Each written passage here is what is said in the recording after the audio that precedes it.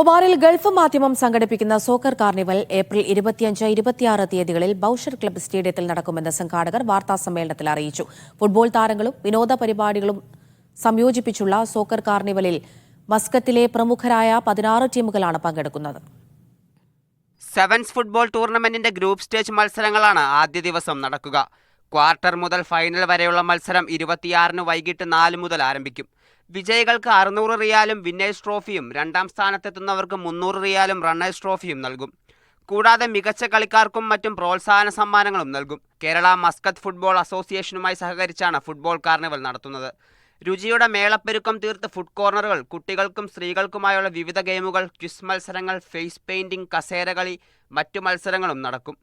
Soccer കാർണിവലിൽ ആവേശം തീർക്കാൻ മുൻ ഇന്ത്യൻ താരം അനസ് എടത്തൊടികയും കുടുംബ പ്രേക്ഷകരുടെ പ്രിയ താരവുമായ രാജ് കലേഷും എത്തും. മത്സരത്തിന് കമന്ററി പറയാൻ മലപ്പുറത്ത് നിന്നുള്ള റാഷിദ് കോട്ടക്കലും എത്തും.